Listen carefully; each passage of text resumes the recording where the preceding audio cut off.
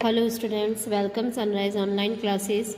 Now dear students, today आज हमारा lesson number 4 business services के अंदर नया टॉपिक स्टार्ट कर रहे हैं हम टाइप ऑफ बैंक्स। ओके, तो बैंक तो आपने सुना ही है, ठीक है, बैंक टर्म आपने सुनी है। जैसे अगर हम आसपास की ही बात करें, HDFC बैंक, SBI बैंक, ठीक है ना। बट हम देखा जाए तो हमारे पास बैंक 4 टाइप्स के होते हैं: central bank, commercial bank, cooperative bank और स्पेशलाइज्ड बैंक। ओके, इन चारों के फंक्शंस अलग अलग हैं और ये क्यों अलग अलग माने गए हैं इसके बारे में आज हम पढ़ेंगे। तो सबसे पहले होता है सेंट्रल बैंक। सेंट्रल बैंक जैसा आपने सुना हुआ है, सेंट्रल बैंक अगर ये बात कहें कि हम सभी जगह का, इट मीन्स पूरे ऑल ओवर कंट्री का एक ही स्पेशल एक सेंट्रल बैंक होता है, ठीक है।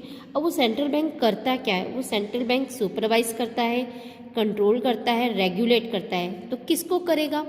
ऑल ओवर बैंक को। इट मीन्स इंडिया की जितनी भी बैंक हैं उन पूरी इंडिया की बैंक को कौन कंट्रोल करेगा? RBI। हमारा सेंट्रल बैंक कौन सा है? RBI, reserve bank of India. Okay, तो ये जो सेंट्रल बैंक होता है सारी बैंक को सुपरवाइज भी करता है कि कौन कैसे क्या वर्क कर रहा है, उनको कंट्रोल भी करता है, उनको रेगुलेट भी करता है, उन्हें ये बताता है कि कौन सी रेट अप्लाई करनी है, किस रेट पर इंटरेस्ट दे सकते हो, कैसे काम करना है, सारी चीज़ें ये रेगुलेट करता है। ओके, अब बात करते हैं हम कमर्शियल बैंक। कमर्शियल बैंक जो होती है वो गवर्ड बाय बैंकिंग रेगुलेशन एक्ट 1949। जितनी भी बैंक हैं कमर्शियल बैंक वो किसके थ्रू रेगुलेट होती है? 1949 एक्ट के थ्रू होती है। इट मीन्स इन सारी बैंक को कैसे परफॉर्म करना है उनके लिए जो एक्ट है वो ये है बैंकिंग रेगुलेशन एक्ट 1949। अब देखा जाए तो ये जो बैंक होते हैं कमर्शियल बैंक वो 2 टाइप्स के होते हैं। एक तो होते हैं पब्लिक सेक्टर बैंक, एक होते हैं प्राइवेट सेक्टर बैंक। तो सिंपल सी बात है, हम पहले भी पढ़ चुके हैं पब्लिक सेक्टर बैंक और प्राइवेट सेक्टर, जैसे कि नाम से हम पढ़ चुके हैं public companies and private companies. तो पब्लिक कंपनी में किसका रोल होता था? गवर्नमेंट का। तो ऑब्वियसली यहाँ पब्लिक सेक्टर बैंक में भी किसका रोल होगा? गवर्नमेंट का होगा। और प्राइवेट सेक्टर बैंक में किसका होगा? प्राइवेट वालों का ही होगा। तो जस्ट उसके रूल गवर्नर के अकॉर्डिंग चलेंगे और इसके रूल्स एंड रेगुलेशन प्राइवेट के अकॉर्डिंग चलेंगे। तो एग्जाम्पल में भी हम बता सकते हैं कि पब्लिक सेक्टर बैंक कौन कौन से होते हैं सुने हैं, जैसे कि SBI, state bank of India, जो कि नादर में भी है, PNB, Punjab national bank. Private sector की बैंक कौन कौन सी? ICICI, HDFC, है ना। तो ये 2 अलग अलग तरह की बैंक होती हैं। इस तरीके के और भी एग्जाम्पल्स हैं। तो ये तो हो गई 2 तरह की बैंक। अब बात करते हैं हम कोऑपरेटिव बैंक। कोऑपरेटिव बैंक क्या होती है? तो इसके लिए सिंपल सी टर्म्स आप ध्यान रखें कि हमने पढ़ा था कोऑपरेटिव सोसाइटीज़, इससे पिछले वाले लेसन में हमने पढ़ी थी। तो वही टर्म यहाँ सेट करनी है। कोऑपरेटिव सोसाइटी को थोड़ा सा हम रिमाइंड कर लेते हैं कि क्या होता है कि कुछ मेंबर मिलकर एक सोसाइटी क्रिएट करते हैं और उसके अकॉर्डिंग फैसिलिटी प्रोवाइड करते हैं। और किसको प्रोवाइड करते हैं? उनके अपने ही मेंबर्स को। तो यहाँ पर भी वही चीज़ है, governed by state cooperative society act किसके थ्रू होती है आपकी? ये कोऑपरेटिव सोसाइटी एक्ट के थ्रू गवर्न होती हैं। अब क्या फैसिलिटी देगी और किसको देगी? सिंपल सी बात है, ये उसके मेंबर को ही फैसिलिटी देगी जो उसके कोऑपरेटिव बैंक के मेंबर हैं। क्या फैसिलिटी देगी? कि जो भी क्रेडिट्स वगैरह, इट मीन्स लोन वगैरह दिए जाते हैं वो लो रेट पर दिए जाते हैं। ओके, ताकि उनको ज़्यादा से ज़्यादा बेनिफिट मिल सके। लास्ट है हमारी स्पेशलाइज्ड बैंक। स्पेशलाइज्ड बैंक क्या करते हैं? ऐसी बैंक जो कोई स्पेशली प्रोजेक्ट के लिए बनाई गई हों, ठीक है ना, या स्पेशल काम करने के लिए बनाई जाती हैं, तो यहाँ क्रिएट किए जाती हैं, ठीक है, तो वो कहलाती है स्पेशलाइज्ड बैंक। जैसे कुछ बैंक को डेवलप करना हो या इंपोर्ट एक्सपोर्ट के काम से करने हो तो उसके लिए स्पेशल जो बैंक बनाई गई हैं वो चीज़ होती है। क्लियर? नाउ अब आगे नया टॉपिक देखते हैं इसी में। नेक्स्ट है आपका फंक्शन ऑफ कमर्शियल बैंक, ठीक है। कमर्शियल बैंक के फंक्शंस क्या होते हैं? आप जब भी जाते हैं कमर्शियल बैंक, कभी हमने पढ़े थे, दो तरीके से थे, पब्लिक के बैंक और private bank, public sector bank और प्राइवेट सेक्टर बैंक। तो इसके अंदर उन लोगों का काम क्या होता है? तो इनके जो काम होते हैं, तो सबसे पहला काम है एक्सेप्टिंग डिपॉजिट। तो पहले तो हम ये देखें कि डिपॉजिट क्या होता है। हम क्या करते हैं कि हमारे पास जो भी हमारी एक्स्ट्रा मनी होती है, उस एक्स्ट्रा मनी को हम क्या करते हैं? बैंक में जमा करते हैं। तो वो जमा करना तो क्या कहलाया? डिपॉजिट। जमा किसने किया? बैंक ने। तो इसीलिए कहा एक्सेप्टिंग डिपॉजिट। वो हमारी जो भी एक्स्ट्रा मनी होती है उसको बैंक में जमा करते हैं और वो हमारी मनी को एक्सेप्ट भी करते हैं। तो अब बात आती है कि हम मनी को जमा क्यों करा रहे हैं? हम हमारे घर पर भी तो रख सकते थे। बट क्या होता था कि जैसे सपोज मेरे पास आज 10,000 घर पर एक्स्ट्रा में जमा हो चुके हैं। अगर मैंने ये अलमारी में 10,000 रुपये रख रखे हैं, एक साल बाद अगर मैं अलमारी खोलूं सॉरी, तो मुझे 10,000 मिलेंगे या उससे ज़्यादा मिलेंगे? ऑब्वियसली 10,000 ही मिलेंगे। बट अगर मैं यही पैसा बैंक में जमा करवा देती हूँ तो क्या मुझे 10,000 या उससे ज़्यादा मिलेंगे? बिल्कुल मुझे उससे ज़्यादा मिलेंगे। क्यों? क्योंकि बैंक मुझे उस पर क्या देगा?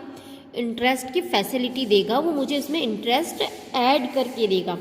इसलिए हम हमारी जो भी एक्स्ट्रा मनी होती है उसको हम कहाँ डिपॉजिट करते हैं? बैंक में, ताकि मेरा पैसा 10 से 11,000, 11 से 15,000, 15,000 से 20,000 बन जाए, मुझे कुछ बेनिफिट मिले।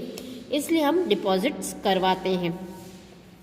तो अब बैंक में डिपॉजिट कराने के भी जो अकाउंट्स होते हैं वो 3 तरीके के होते हैं। एक तो होता है करंट अकाउंट, एक होता है सेविंग अकाउंट, एक होता है फिक्स्ड अकाउंट, है ना। तो इन तीनों में शॉर्ट में ही लिखना है, ज़्यादा बड़ा नहीं लिखना है आपको। क्या क्या मेन डिफरेंसेस हैं वो मैं बता देती हूँ। करंट अकाउंट क्या होता है कि जो डेली के आप डिपॉजिट और विड्रॉल करते हैं अमाउंट, विड्रॉल करना मतलब पैसा निकालना, उसके लिए हम यूज़ करते हैं करंट अकाउंट। यहाँ जो ये करंट अकाउंट होता है, इसको मेंटेन करने के लिए बैंक खुद आपसे पैसा सर्विस चार्ज करता है और साथ में इसके ऊपर कोई भी इंटरेस्ट पे नहीं करता। ओके, ये आपको बिजनेस रन करने के लिए एक्स्ट्रा में फैसिलिटी प्रोवाइड की गई है। बट एक और जो दूसरा टाइप है सेविंग अकाउंट। यहाँ बैंकिंग आपको फैसिलिटी दे रहा है कि आपकी जो एक्स्ट्रा मनी है वो आप अपने सेविंग अकाउंट में डाल सकते हैं और जब भी चाहें आप विड्रॉल कर सकते हैं। और साथ में एंड ऑफ द सेशन आपको कुछ इंटरेस्ट मिलेगा जितना आपका अमाउंट डिपॉजिट होगा। बट जो इंटरेस्ट मिलता है वो फिक्स्ड अकाउंट से थोड़ा कम मिलता है। क्यों? क्योंकि बैंक ने यहाँ आपको फैसिलिटी दी है कि आप जब अपनी इच्छा चाहें पैसा विड्रॉल कर सकते हैं और जब चाहे आप जमा कर सकते हैं। बट आपको एक मिनिमम बैलेंस तो इसमें रखना ही होगा। फिर बात करते हैं फिक्स्ड की। फिक्स्ड में क्या होता है कि यहाँ पर आप अपना एक पैसा फिक्स्ड टाइम के लिए रख लेते हैं, जैसे 2 साल, 5 साल, 8 साल। उससे पहले आप अपना पैसा नहीं निकालेंगे। हालांकि अगर फिर भी कोई इमरजेंसी होती है, आप निकालना चाहते हैं तो निकाल सकते हैं उस पैसे को, बट उसमें आपका इंटरेस्ट क्या हो जाएगा? कम हो जाएगा। It means time to time आपको पैसा ही निकालना है और यहाँ जो इंटरेस्ट होगा वो सेविंग अकाउंट से ज़्यादा होगा। ओके, तो फर्स्ट हमारा वर्क हो गया एक्सेप्टिंग डिपॉजिट। फिर सेकंड है आपका लैंडिंग फंड्स। ये क्या करता है? बैंक हमें लोन देता है। जब अगर हमें सपोज कोई काम करना है, बिजनेस स्टार्ट कर रहे हैं या बिजनेस में बहुत बड़ी मात्रा में हमें कोई रॉ मटेरियल लेना है या हमें घर बनाना है, कोई भी काम करना है, तो एक्स्ट्रा पैसों की रिक्वायरमेंट होती है। तो लोन की फैसिलिटी कौन देता है? बैंक। ठीक है, तो यहाँ पर लोन ही नहीं, छोटे मोटे कामों के लिए भी कभी कभार हमारी बैंक बहुत ज़्यादा अच्छी हेल्प कर सकता है। जैसे वो किस किस रूप में हेल्प कर सकता है? Overdraft, cash credit, discount trading bill, ठीक है ना। तो इस तरीके से ये हमें लोन फैसिलिटी प्रोवाइड करता है। तो सबसे पहले हम देखते हैं ओवरड्राफ्ट। ओवरड्राफ्ट होता क्या है? जैसे आपके अकाउंट में फ़िलहाल है 10,000 रुपये, ठीक है, आपने किसी पार्टी को चेक दिया था, उस पार्टी का चेक है 15,000 रुपये। अब वो चेक आज क्लियर होने वाला है, बट आपके अकाउंट में तो 10,000 ही है और एट प्रेजेंट आपके पास 5,000 रुपया नहीं है। तो ऐसी स्थिति में बैंक आपके बिहाफ पर वहाँ पेमेंट कर देगा, ठीक है ना। 15,000 का एक बार आपका जो चेक है वो क्लियर करवा देगा। तो ये फैसिलिटी कहलाती है ओवरड्राफ्ट। कैश क्रेडिट, आपको जो नॉर्मल लोन दिया जाता है उसकी बात है। फिर है डिस्काउंट ट्रेडिंग बिल। ये चीज़ क्या होती है?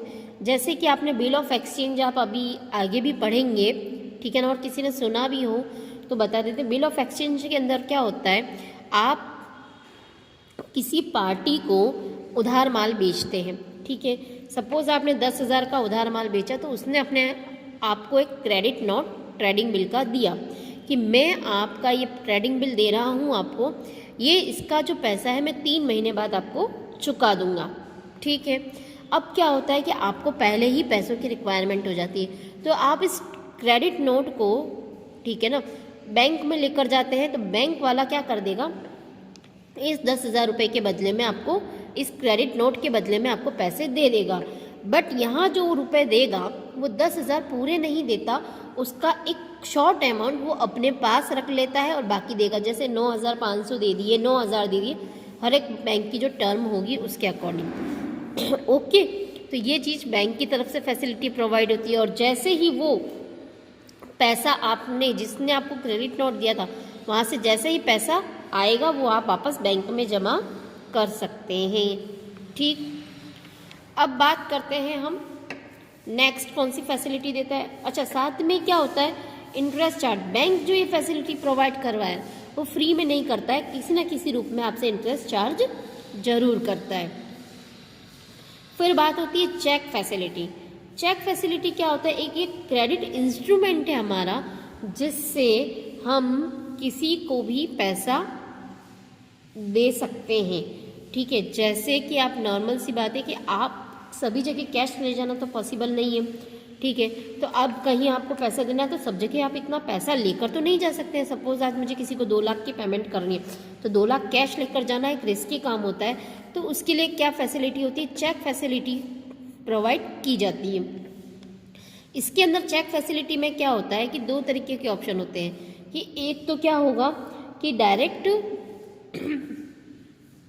जिसी को भी, जैसे सपोज मुझे आपको 1 लाख रुपए देने थे, अब मैं आपके पास आ नहीं सकती हूँ, मैंने आपको क्या कर दिया, उस 1 लाख के बदले में कैश चेक दे दिया। अब आप बैंक से जाकर अपने लेवल पर आप वो पैसे लेकर आ जाओ, ठीक है। तो मुझे कहीं आने जाने की फैसिलिटी भी मतलब परेशान नहीं होना पड़ेगा, मुझे जैसे नॉर्मली चेक देना है। जैसे आप स्कूल में फीस जमा करते तो क्या कर देते हैं, नॉर्मल एक चेक दे दिया, काम खत्म, कहते ना कैश लेकर आने की मगजमारी नहीं रहती है और आप एडवांस चेक दे सकते हैं अपनी इच्छा अनुसार। तो इसके अंदर जो चेक होते हैं वो 2 तरह के होते हैं, एक तो होता है बैरर चेक और एक होता है क्रॉस्ड चेक। दोनों में डिफरेंस क्या है, बैरर चेक को अनसिक्योर्ड चेक भी कहा जाता है। क्यों? बैरर चेक एक ऐसी फैसिलिटी प्रोवाइड करता है जो, जैसे कि मैंने वो चेक साइन करके दे दिया तो उस चेक को मुझे ले जाने की ज़रूरत नहीं है, ठीक है ना। वो चेक पर कोई भी बंदा वहाँ जाकर पैसा निकाल सकता है, इसलिए इसको कहते हैं अनसिक्योर्ड चेक। दूसरी जगह होता है क्रॉस्ड चेक। क्रॉस चेक का मतलब क्या होता है कि इसके ऊपर जिस पर्सन का नाम लिखा होगा वही उसको विड्रॉल करा सकेगा, दूसरा बंदा नहीं करा सकता, इसलिए इसको क्या कहा जाता है, सिक्योर्ड चेक। फिर बात करते हैं अपन रेमिटेंस ऑफ फंड। यहाँ पर क्या फैसिलिटी होती है आजकल, कि ये एक ऐसी फैसिलिटी कि पहले तो क्या होता था कि कहीं भी कुछ काम होता था तो पर्टिकुलर वहाँ पैसे जमा कराने जाओ, फिर यहाँ पैसे जमा कराने जाओ। तो बैंक ने एक अच्छी फैसिलिटी स्टार्ट कर दी कि फ़ंड ट्रांसफ़र की फैसिलिटी प्रोवाइड कर दी। इट मीन्स हम अपने अकाउंट से दूसरे के अकाउंट में पैसा जमा कर सकते हैं। जैसे कि आजकल आप बहुत सारी चीज़ें देख रहे हो, आई मोबाइल की बैंकिंग की ऐप चालू हो चुकी है, पेटीएम है, अमेज़ॉन है। हम इससे क्या करते हैं, अपने अकाउंट से पैसे डायरेक्ट किसी सामने वाली पार्टी के अंदर पे अमाउंट जमा कर सकते हैं। तो जैसे कि बैंक डीडी सिस्टम भी है इसके अंदर, ऑनलाइन बैंकिंग सिस्टम भी है। तो ये फैसिलिटी क्या प्रोवाइड कर रही है? फंड ट्रांसफ़र करना। अब लास्ट फंक्शन बचा है वो है आपका एलाइड सर्विसेज। जो सारे काम इसमें नहीं होते उसके अलावा जो काम होता है वो फैसिलिटी हमें प्रोवाइड करती है। जैसे लॉकर की फैसिलिटी, आपके घर पे बहुत सारी कोई अमूल्य चीज़ें हो, गोल्ड है वगैरह है, जिनको लगता है कि आप घर पर आपका वो सेफ़ नहीं है, तो आप उसको बैंक में रखकर सेफ कर सकते हैं। तो ये फैसिलिटी भी बैंक देती है। जैसे कि आपका इंश्योरेंस पॉलिसी का प्रीमियम है जो पता है आपको हर साल पे करना ही है। आपके डेली रूटीन के बिल हैं, जैसे कि फ़ोन का बिल हो गया, लाइट का बिल हो गया, आप लगता है कि बहुत ज़्यादा बिजी है, मैं ये काम नहीं कर सकता हूँ, तो आप बैंक को ऑथराइज्ड कर सकते हैं। तो ये काम भी आपका क्या कर देगी? बैंक कर देगी। टाइम टू टाइम आपके जितनी भी पॉलिसीज़ वगैरह है वो डायरेक्ट आपके अकाउंट में से लेस हो जाएंगी और आपका पेमेंट हो जाएगा। आपको यहाँ ध्यान देने की ज़रूरत नहीं रहेगी। बट इन सारी फैसिलिटी के बदले में बैंक आपसे सर्विस चार्ज लेता है, वो फ्री ऑफ कॉस्ट नहीं करता है। ओके, तो आज के दोनों टॉपिक आपको समझ में आ गए होंगे, टाइप ऑफ बैंक्स और function of commercial bank. Function of commercial bank important है, इससे रिलेटेड क्वेश्चन आपका एग्जाम में बनता है। Okay, thank you very much.